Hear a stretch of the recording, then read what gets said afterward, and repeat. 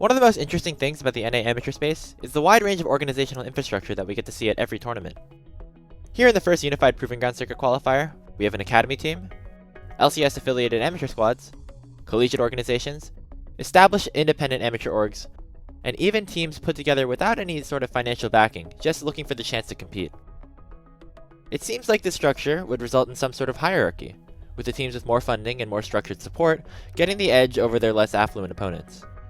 But that's not always the case. At the end of the day, no matter how much money you're getting paid, or how many analysts sit behind you, when you get onto the Rift, it's still a 5v5. We see these underdogs prevail all the time in amateur. I mean, a team literally called No Org won Proving Grounds last spring. This tournament has seen some of the same. Out of the 4 teams that have already qualified for the quarterfinals, one of them stands out, taking down an LCS affiliate and a top collegiate program to make it to the bracket stage, with just 5 players, a coach, and a manager. How were they able to do it? What sort of magic were they cooking up? Ah, come on, we have to at least look.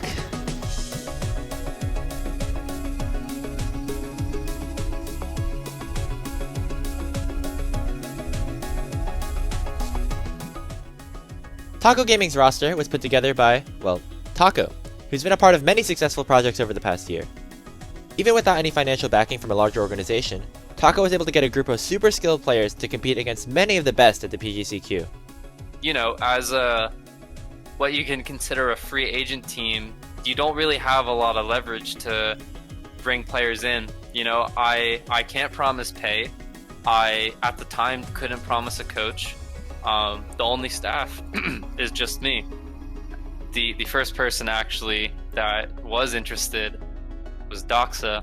Said, hey, I'm putting together a free agent team, no contract, sadly no pay, but I'm going to be running it. And then bit by bit, we brought in more people, and we got this amazing squad together. Even in a group many were considering to be hotly contested, TG took down both Evil Genius's Prodigies and Maryville University to secure first seed in Group D. It's been fun to watch this team for their exciting players, flashy picks, and of course, all those sweet juicy memes. Which brings us back to our original question. Does Taco Gaming play better on Taco Tuesdays?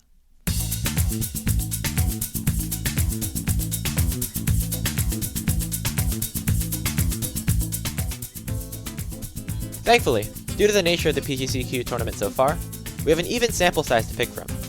Out of Taco Gaming's 10 games played in the Open Qualifier and the main event, 5 of them were played on a Tuesday, and 5 of them were not. First, the obvious. TG is 4-1 on Tuesdays and 3-2 on other days. A quick glance at the opponents that they faced each day showed that their opponents were generally of similar strength. First one goes to Tuesday. Now let's take a look at some laning stats. Surely this Taco Tuesday buff increases all of the players' mechanical prowess, allowing them to get early advantages to help them win in lane. Huh. Well, so much for that. While a huge factor in the gold difference stats came from Taco Gaming's blowout loss against Immortals AoE, it doesn't seem like the other wins did much to cancel out that lone defeat. Doesn't look like laning is where we should be looking. While Taco Tuesday doesn't seem to give any of their players a buff in lane, it does seem to make them hungrier for blood.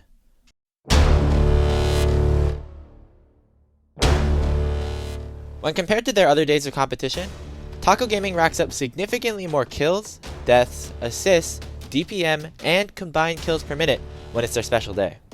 This is even more significant when you compare their stats in this category to all other teams at the tournament. And if these numbers aren't enough to convince you, just remember where the tournament's only pentakill came from. That's right, from Taco Gaming on a Tuesday.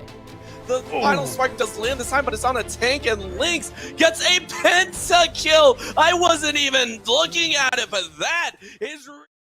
I know what you're thinking. Grapes is just grasping at straws, trying to make some sort of connection. Taco Gaming doesn't really gain an advantage from playing on a Tuesday. I mean, it's not possible. I mean, my calculations, there has to be some bigger correlation. I mean, there's no way. I mean, sure, they had more kills, but, like, they also had more deaths. Like, what does that even mean? Their team is called Taco Gaming. Their manager is named Taco. All the memes about Taco Tuesday. I mean, something must be wrong. Do these players not even eat tacos on Taco Tuesday? Wait a second. Take a look at Taco Gaming's roster. We see here that Trickster, Doxa, Lynx, and Subjungler Maddie are all from Canada, a country where tacos are much less common and a lot harder to come by than the United States. Additionally, Cozy, Maddie, and Doxa are all now students at St. Louis University. A quick observation of the university's grand dining hall menu from last Tuesday shows that 0 tacos were offered for lunch or dinner.